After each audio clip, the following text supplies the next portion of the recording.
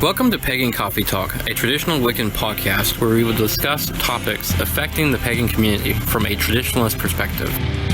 The topics we discuss are picked from our magical hat and the discussions are unscripted. The talks will be led by Lady Keegan, second degree priestess. She's joined by Lord Chase Knight Smith, elder and high priest of third degree. Pagan Coffee Talk is brought to you by Life Temple and Seminary.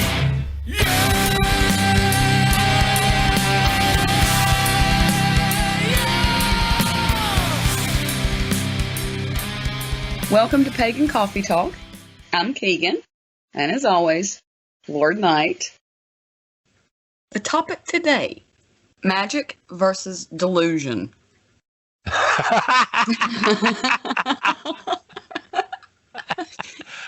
Okay. God. What's the delusion? The delusion. I gotta get another definition. Please hold. Okay, look. Aleister Crowley defines magic as the science and art of causing change to occur in conformity with will. Yes. And I think we would agree that that's what we consider magic. Yes. That's one of the 50 billion definitions of magic, yes. Yes. But I read another one recently. And it says, magic is the means by which the physical and emotional selves can be aligned with divinity inherent in our world. That sounds more like religion side of what we do. Well, and less to do with quote unquote magic. How do we know What do you mean? what we do is magic and we're not just deluding ourselves to believe something that's actually not true? Because we have subjective reality and objective reality. Right. We have a bias to want to see things in a certain light. I think the majority of the times we question ourselves more. If it's working or not? Yeah. Or Why? I think we question more along the lines of, are we perceiving reality or are we perceiving something through the filter of our own bias? Subjective reality. Right. I think we ask that question more than the average. You can tell me if I'm wrong. Well, sure. I think Do so. you not? I try not to. You try not to, but you know you do. Is it because we know that there's a fine line between Right. delusion and magic, and we know our toes are there, and it's very easy to get delusional, so we have to keep grounded and be with objective reality. Right. But doing that, do you think that hinders the magic itself? No, because we're looking at the aftermath of a spell. Mm-hmm. Hence the reason I like to use the definition of magic as a manipulation of the odds. It's easier to then look at something objectively without bias. If you think about it as manipulation of the odds. Right. You do a spell for a job, right? Mm-hmm. Can anybody say for 100% the spell was the final percentage that pushed you over the edge to get that job? Or was it your abilities?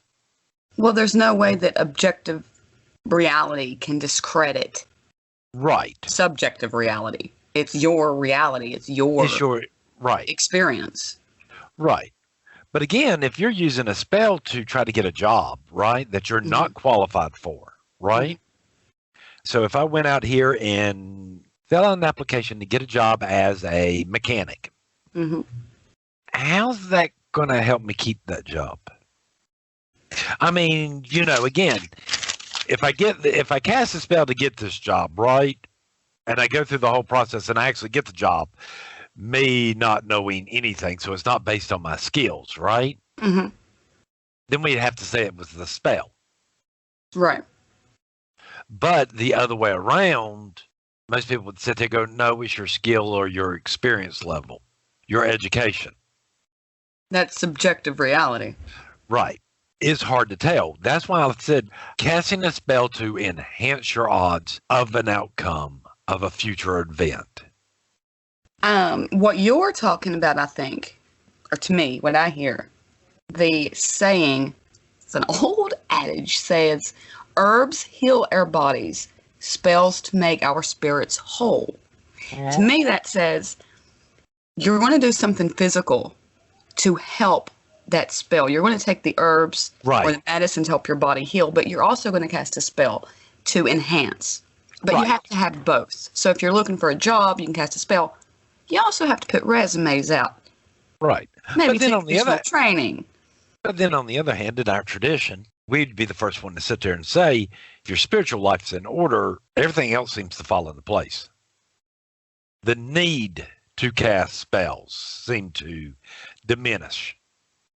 Well, is that because spiritually, once we get spiritually balanced, anything that you go, oh, I need to cast a spell for, to us, we kind of go, well, it happens, and it's not that big of a deal. There's not a need to cast a spell. We can get over this. Right. So we can handle. We can handle that. What we wind up getting trained to do is, okay, let's say we put in for a promotion, right? Mm-hmm. And we don't get it. Our training and stuff automatically kicks in, and our first thought is, okay, I need to find out what I need to do to guarantee that next time that a position like this comes open, I can get it. Right. Either A, through more education, more hard work, doing certain projects, or whatever. What does upper management need to see from me so that when that position or position like this comes open again, they're going to go, I want this guy. And it's because we're trained to take responsibility for our actions. For our actions. Again, this isn't no spell or anything. Again, this is our automatic assumption. Mm-hmm. So we go and have that meeting with that boss. As actually somebody who has done this before, you get really weird looks from bosses when you do this. Because the majority of times what they're used to is, well, what did that person got that I ain't got? I got more experience. They don't deserve this. Right. I think y'all have made a horrible mistake. What? Think about the difference of thought process here. Am I making any sense there? Yeah, to me, sure. The difference is it's all their fault or the person who got the job's fault. And it's a slight against the individual. Our thought is apparently this person's got some skill or some extra experience or whatever that I don't have. Mm-hmm. That's our first thought, yes. Right. So I'm going to sit down and I'm going to ask, hey, what do I need to do to guarantee this? And we're probably not going to leave that meeting or anything until we got some objective goals, measurable goals, something we can sit there and go, okay, well, you need me to have more education in this field. Or I need an associate's degree or a degree or a bachelor's degree. Mm-hmm. We're not going to leave there with, well, keep doing what you're doing. What? Right. Because, I mean, to me, you know, if you sit there and say that, okay, you hired this person because they are related to you somehow, or they're a friend of a friend or the friend of the boss. That happens, though. And, I mean, and that happens, and, you know, you can't necessarily blame those who are going, yeah, I don't want this person. I'd rather have this person, but then those people normally don't stay in those positions quite that long. What about other types of magic? What about other uses for magic besides spell work? I know in the witch community, the first thing people think is spells, but... Spells. And here's what's really confusing. The same method that we use to cast the spell is the same method that we use to cast that circle. And that's where I was heading. All right? While we're not referring to rituals as spells, right? Right. That these are times to celebrate a god. And if you're doing something, we have a hard time about doing spell works and certain rites and stuff during certain Sabbats. Mm-hmm. Per se, because, you know, our belief is that, hey, these times are set aside for the gods. Yes. Particularly Beltane. Right. especially when we're talking about the grants. Mm-hmm. But that same method that we use, at least for casting the circle, is the same thing as magic, but we're not really doing spells in ritual. No. We're doing the celebration of the gods, trying to glean their wisdom and knowledge of what we need to know then, what lessons need to be learned, and move on. Communicating with the divine. The divine, attuning ourselves to the cycles of nature, not casting money spells, not casting love spells, not casting spells. Oh, I need peace and tranquility. Meditate more. Right. Do the work. Do the work. But when we cast circle, how far can I take this? Just remember, and of course, everybody's going to get a Twitter over this. The hows are the mysteries. The house. Okay. When we cast circle, we do warp space-time. Right. Would you call that magic? Yes. But that's not manipulating the odds. It is warping space-time. That's objective to me. Yes, but in doing this, you are warping the odds. What's the odds of this happening? She's talking about quantum mechanics. Yes. Who knows? Who knows? Right. I guess a lot of people seem to misunderstand this is most magic works on the quantum level versus the actual physical level. Oh, yeah. The quantum level is the fun level. Yes. No, you cannot break the laws of physics and nature. But when you go to a quantum realm, the rules change a little. Just a tad. Just a tad. You might not be able to bend the spoon with your mind, as if you were grasping with two hands and blah, blah, blah. But there is a chance that with enough concentration and enough energy built up in the whole 9 yards that you can excite the subatomic particles in that spoon to cause a reaction. Oh, yeah. To either weaken the metal, to heat the metal up so it will bend. Yeah. But again, we're talking about the difference between a delusion and magic. Right. In our tradition, this is where we're going to get into a lot of problems. Our tradition that we pretty much follow is old guard paganism. Mm-hmm. And in our logic is that as long as we are living and adjusting and attuning ourselves to the cycles of life and the universe, that we don't need spells as much. No, we rarely work with spells. Right. We're sitting back, okay, I'm fed. I have a roof over my head. Mm-hmm. Family's healthy. Ish. Yeah, ish. We're not sitting there going, oh, but, it's not a 5-bedroom house and multiple cars. No. We have a roof over our head. We're warm. We're fed. We're fed. No, it's not steak tartare. Yeah. Or filet mignon. Filet mignon. Yeah, I don't like filet mignon anyway. I mean, it's not that expensive steak life. Give me ground beef. I'm fine. At the end of the day, it is that simpler is better. Yeah.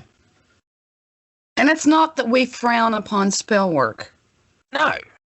Spells are great. If you want to talk about doing a spell, I'll listen all day long. I will do them. They're fun. That's not the first line of defense that we go to.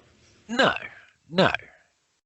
Because a lot of the backlash and stuff that people talk about, it could just be the emotional falling out. I mean, because to power a spell, you actually have to build up some emotions. If you want it to work. If you want it to work.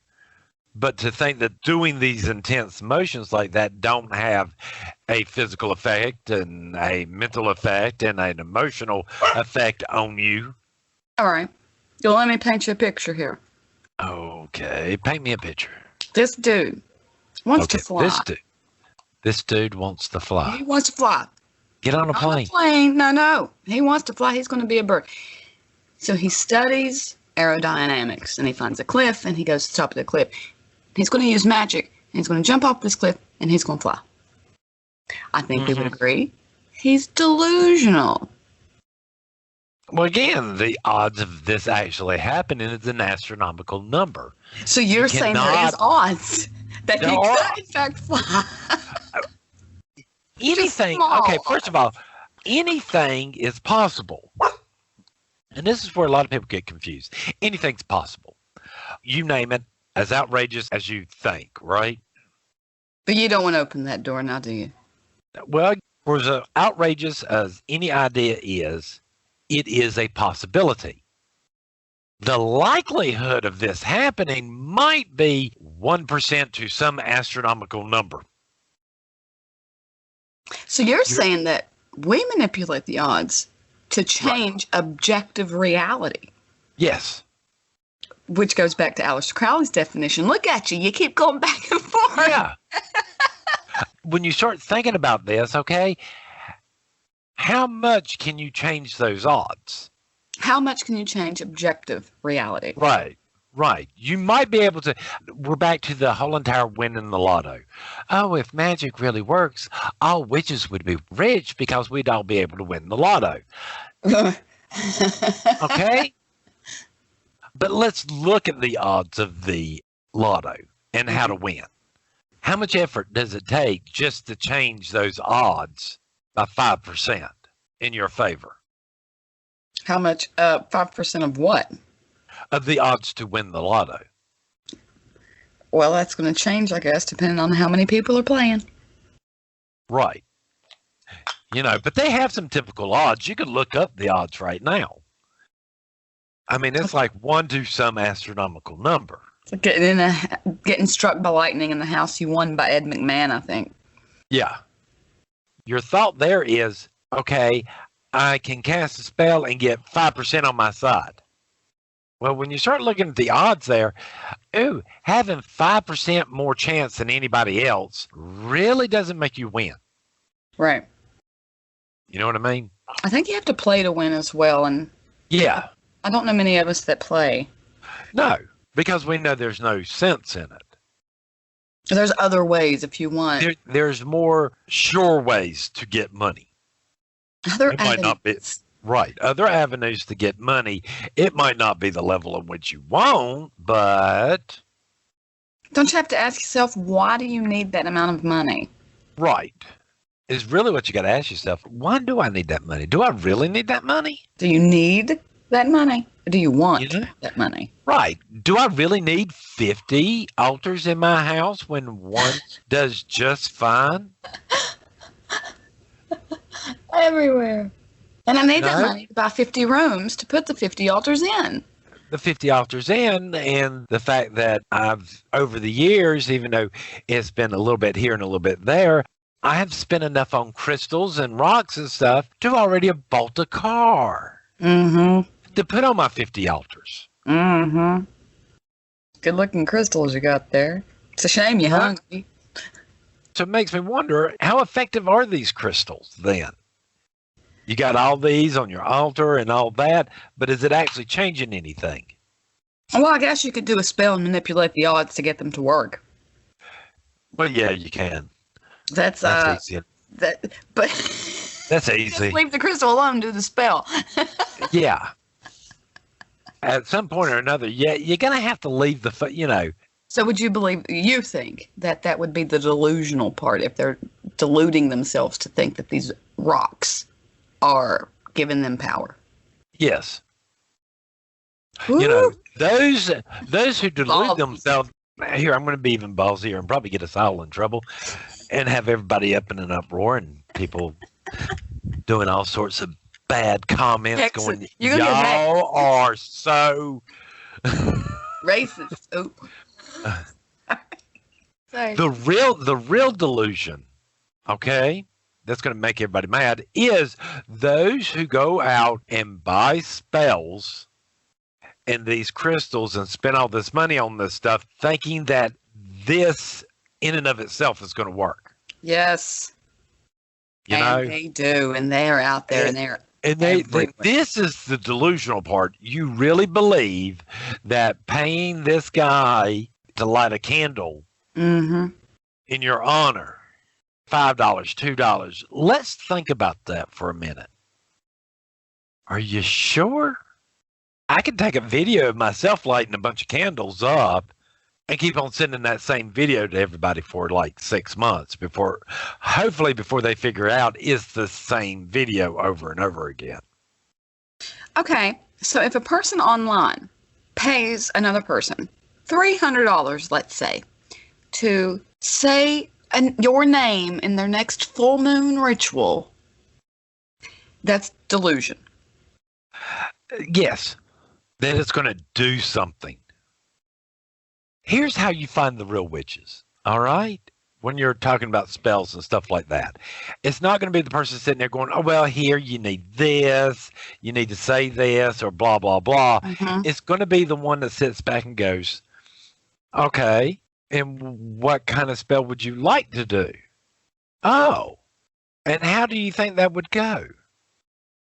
Okay, well, write that down. Keep going. Okay, right there's your spell. All right, thank you. Bye. Not realizing that they just wrote their own spell. Well, it came from a real witch, see? No, it didn't. It came from you. It has to work. It came from you. It's getting a real witch is going to encourage you to do the spell yourself, because you sure don't want me to do it for you. I would say, why do you need it? What's your Right. problem that you have to have it? Right, You know, I want a better car. Okay, why do you need a spell to do that? right, Because the fact is, we do work with the physical laws on the physical plane here. right, At least if you're a muggle and you're asking for a spell. right. You know, So any I'm sorry. If you sit there telling me you want a spell for a new car, here's going to be my suggestion. Okay, here's what you're going to do. Every time you get your paycheck, you're going to calculate 10% of it There you go. and put it into a savings account. Mm-hmm. And I want you to do this for the next 5 years. Yep. It's one of them long-acting spells. It's a long-acting spell. And then when you start thinking of it, that 10% is probably, on average, the cost of an actual car payment, Mm-hmm. right? And the longest terms I've seen is what? For buying a car, what, 5 to 6 years? I think so, yeah. Yeah, that you basically probably after doing that could probably go in and lay the money down and pay cash money for a car. Right. Oh, here's a little bit of knowledge. If you go in with cash money into a car dealership, you'll be surprised at how fast they will drop that price. You talking about being your friend. You talking about being your friend. When you walk in there and go, hey, I got like 40,000 and some change here of dollars, and I want to, and this is what I want this car for. Yep. Oh, cash? Oh, yeah. Give me the cash. Your best friend now. Hey, you're my best friend now. Yeah, we're going to get that price down real low for you. You're going to trade in this car, whatever. Well, did the spell work? Did the spell work, or was it just the fact that we tricked you into saving? See, it's that line, magic and delusion. Don't delude yourself into thinking things work the same on this physical plane. Well, see, I remember Lord Men told me about this guy whose lover went away on a business trip. Mm-hmm. And this guy shows up, and it's just like, okay, no, I need him to come home. And the way he was saying it, first of all, it was like this guy was making it out like this guy had packed up all his shit, moved out, and moved to some foreign Kalamazoo. land. Right. Come to find out, he went on a business trip and would be back in about 3 days. What? All right. But this guy's having a fit. So here's what Lord Men does. Well, you're going to get 2 candles. One candle represents you. One candle represents him. And I want you to light them, keep them like 3 feet apart. I want you to move them halfway the next night. And then the next night, move them another halfway, which as soon as they're together, your love will return. Right. And the guy goes, well, it'd be 3 days. He'll be back then. See, it works. It's a working spell. It's a working spell. I like that. All right. Because real witches are going to try to get you to deal with the problem. Or at least change your focus. Right. We're going to try to get you to work on the issue here. The issue is he's gone for 3 days on a trip. Why do you need him to come back tonight versus in 3 days? Right. What's the real reason for this? If you have an issue that, he might be fooling around or cheating on you or blah, blah, blah. You're casting the wrong spell. You're casting the wrong spell. The spell you need to cast, what you need to do is work on y'all's trust in y'all's relationship. Oh, see, I was going to say axe throwing, but sure, trust.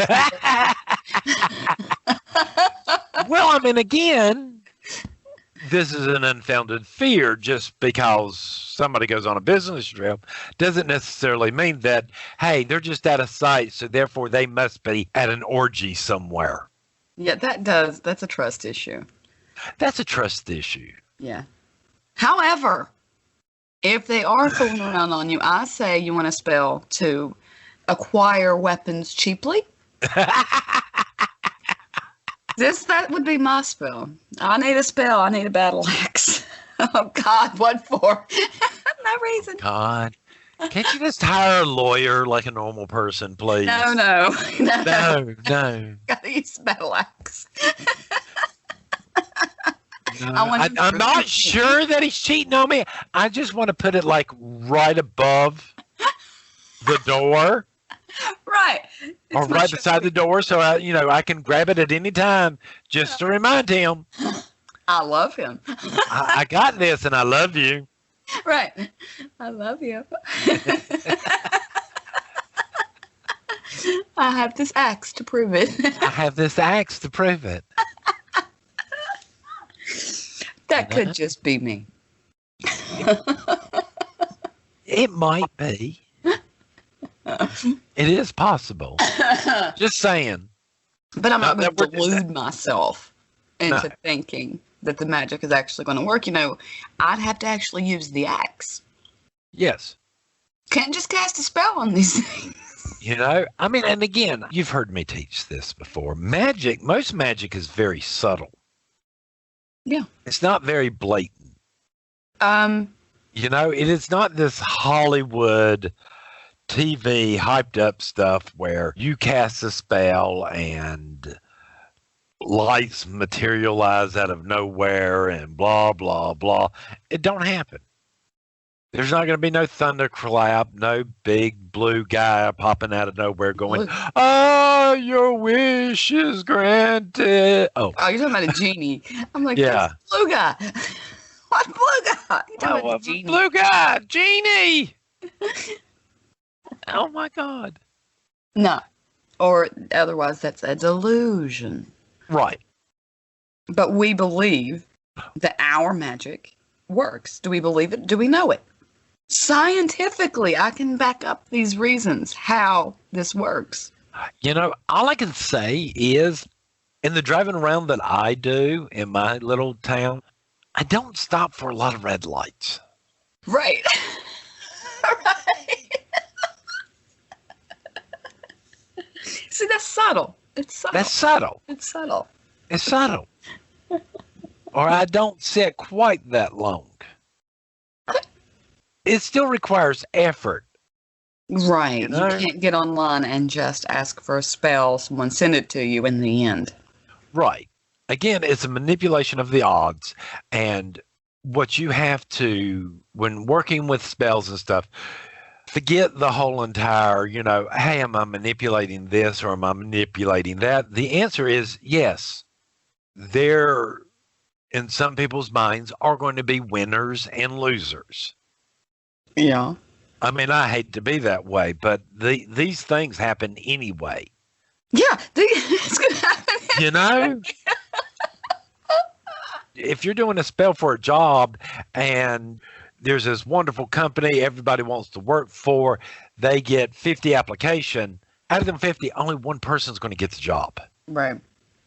Yeah, I mean, do you see what I'm saying? Yes. So in some cases, you can sit there and go, okay, well, 49 people lost. Mm-hmm. There's only one job. at this particular company. Does that stop these other 49 people going out and finding jobs somewhere else? Okay, what about love? What about it? Casting a spell for love. Not on someone, but just I'm lonely and need somebody, and I'm going to cast a spell. Not my perfect mate, but for love to find me. Here's where a lot of people screw up on this is sometimes some specifics need to be there on love spells and stuff like that. Sometimes. Yeah, a lot of times. If you're a woman and you're straight and you're wanting to find another guy, it might be good for you to put somewhere on there, hey, I don't want a gay guy. I don't want to fall in love with a gay guy. No, this spell is that love finds you. Love's going to find me. Yeah. Well, I mean, again, it's still this whole entire thing. If you cast a spell and then sit at home and watch The Bachelor all the time, I doubt you're going to find love. So then you're back to the other definition. You're balancing the physical and the... Well, again, you're going to have to go out. You're going to have to go on dating services. You might have to socialize. You might actually have to socialize. You know, most people who ask me this, I tell them about this place, this website called Meetup. You go off and do stuff you like with other people you might not know. Oh, Meetup? Is that the website you use? Yeah. Mm-hmm. Yeah. You know, I suggest this to a lot of people. Nobody ever listens to me, though. There's other websites, too. Well, I mean, there are. And Meetup is not a dating app per se. It's, hey, you know, well, I mean, it's groups. So, you know, if you like to go hiking or camping or do macrame, this is where you find these groups where you can sit down and socialize with other people who like to do these activities. Oh, sure. Because there's nothing safer than going out with a group of people going camping in the woods. Well, yeah. I mean, again, you're going to get to know these people. Yeah. You know. Close and personal as they're chopping your body into bits. There you go with that bad attitude. I don't like people. There's other groups out there. But again, you're going out, you're meeting these people. I think you got a better chance of finding somebody like this than versus going on Grindr or TikTok or people on Grindr or any of these other dating apps, because it's going to be more organic.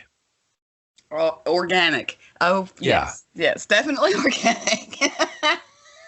Versus going to go see then going on to a dating app, you know, swipe left, right, whatever. Organic. Yeah, it's organic. You know what you're getting into this, and, you know, you're going to be... Okay. So if you're doing that, you would cast a spell to manipulate the odds to not be chopped up into bits. Right. Yeah. Yeah. See? Again, you're assuming people are going to go out there. Oh, well, never mind. I was thinking use common sense, but, you know. We're talking about people. Some people won't do that. Oh, yeah, we need to sue him. I listened to his podcast. He suggests Meetup. I went on to and they chopped me up with an axe. Right. Because, you know, I didn't read the fine print there or try to meet these people in a public area. You know, or take your axe with you. See, this axe or going on a camping trip. Take your double-bladed. Don't cast a spell. Take your double-bladed axe. Your battle axe. Every good witch should have one. Join us next week as we continue the conversation. Thank you for listening to Pagan Coffee Talk. I hope you join us next week. We travel down this trodden path, a maze of stone and mire. Just hold my hand as we pass by a sea of blazing pyres. And so it is the end of our days, so walk with me till morning breaks. And so it is the end of our days, so walk with me till morning breaks.